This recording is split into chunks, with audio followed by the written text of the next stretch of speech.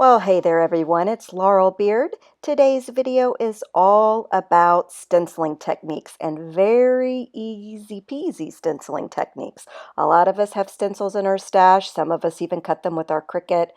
You can make them with your own dyes. You can just run a dye through maybe some stencil plastic or acetate and create your own stencils that way. So I thought this video would be fun to show you different techniques you can do with all those stencils you have to really stretch them and get your bang for your buck.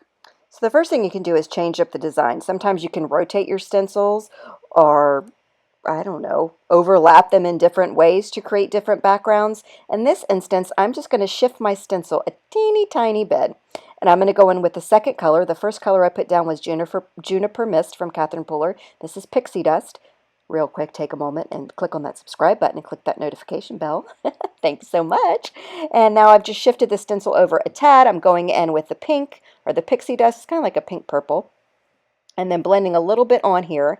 And then what this has done is almost created a little drop shadow effect of the sun rays. So I just think that's really cool. Kind of like, I don't know, geometric, but it just changed it up a little bit. Got a little shading, got a little something something. So you can take a look at your stencils. I'm sure there's plenty of stencils that you have in your stash that you can do this with to create something really fun. Another thing I'm going to do is heat embossing, and I'm going to do this with this stencil from Altenew. It's actually a layering stencil, and I'm going to go ahead, I'm using purple tape to secure my stencil in place because sometimes I get a little heavy-handed when I do some ink blending and my stencil shifts out of place. So here I am again going in doing ink blending just like I did before, right through that stencil. And all the colors and the supplies and everything I'm using are going to be linked below in the description for you in the visual supply list as always.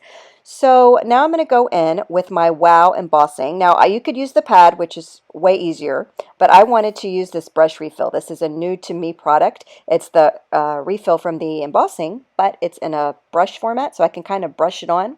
And doing this, I can put like thicker applications in certain places and thinner applications in certain places. So I just am doing this. But by all means, just take your embossing pad and smush it right onto the stencil. Don't move your stencil out of place. You want to smush it right over where it is. And then once that embossing ink is on there, I'm going to sprinkle on some clear embossing powder. I love it so much, I got the ginormous tub of it. And then I'm going to heat set that in clear. And what that's going to do is lock in your color. It's locked in. Nothing's going to change the color or anything. So if you wanted to do watercoloring or anything over that, you have now secured your design and your color underneath. So now I'm going in with this color. I think it's Pixie Dust again, and doing some ink blending. And it's a layering stencil. It was quite easy to line up. You just found the open space, stuck it there, and then did some ink blending. And now I've got this beautiful design. And the heat embossed image is actually shiny from the embossing powder, and it's also raised a little bit, so I have some texture. And then I took those beautiful present die from Catherine Pooler, and So Happy also from Catherine Pooler. They were in my magic mug, and adhered them to a card, and bada bing, bada boom. And now we've got mists or DIY mists. You can create your own mists with ink and water, ink refills and water. This is a mist I'm using from Altenew. It's called Mountain Mist, and I'm spraying it onto some black cardstock. And it's going to just, I'm spraying it. I'm being very heavy-handed. I don't think you can use too much mist, in my opinion.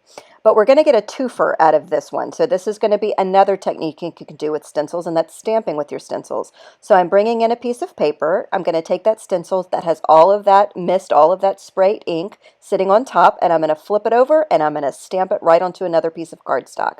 I'm going to use a paper towel roll to transfer the ink just to keep my hands clean if it's possible. I'm sure my hands are pretty inky when I'm done with this video, but now you've got that. Two totally different looks, but with the same sitting, the same ink, the same spray, the same everything. So here's a look at this first card. I just used a die cut from the magic mug and this look. I just love them both. There's no favorite. I just love them both. And again, those are dies that I previously cut and put in my magic mug. Again, everything's linked below for you. If you don't know what I'm talking about, a magic mug, check out here, the info at the top, right on the right-hand corner. All right, you can use pastes. Oh my God, this stuff, I could eat it. I could truly eat it. I love it. This is my favorite color. This is Glacier Paste. It speaks to me. I want it. I want to wear it. But I'm not. I'm going to put it through stencil instead. So I am just icing a cake. I am icing a stencil, smearing that through, getting as much as I can on that stencil. I'm using the media spatula from Nuvo because I like it. It's flexible.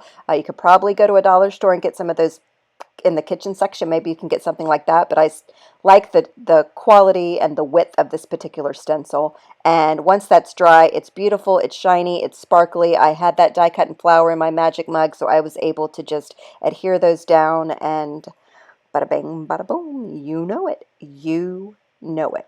So here I am again. This is some, what is this? What is this? What is this? This is from Gina K. This is a glitter paste. It's basically all glitter and glue, but I decided to mix it with the leftover glacier paste that was on my spatula. So I got me a little custom something right here. So I didn't want to waste any of that Nuvo paste. So this is really black in hindsight, but because I mixed it with the glacier paste, I got a really pretty color here. It's almost like it's translucent. I don't know. It's cool. I had to actually stop the video and think, because the word I was trying to think of, I just forgot it again. Oh my gosh. What's the word? What's the word? Holographic. Holographic. What is wrong with me? Get some more coffee. It's cool and holographic. And this is just a little bonus card I had. I did some sprays on the background, took a stencil, applied the black glitter gel from Gina K. I wanted to show you that it is indeed black, and it's cool and sparkly, and I love it, and that card was done. So lots of fun stencil techniques that you can use. Very easy. Stencils are inexpensive. If you don't have any, you can make your own with dies and just find some plastic or acetate to die cut with, and you can have a stencil that way. Use your cutting machine, whatever you've got for stencils, but I thought this was a very fun and quick video showing you different ways you can use those stencils. So 2 videos right here. One's a video, one's a playlist about stenciling. It's a little bit more in-depth. You might find it helpful, so be sure to check those out. Thanks for watching. I drove 16 hours to surprise my dad in Florida for Father's Day, and I'm still here, so I did this little pre-filming before I left, but I will be back next week with a new video, and I will see you then. Bye!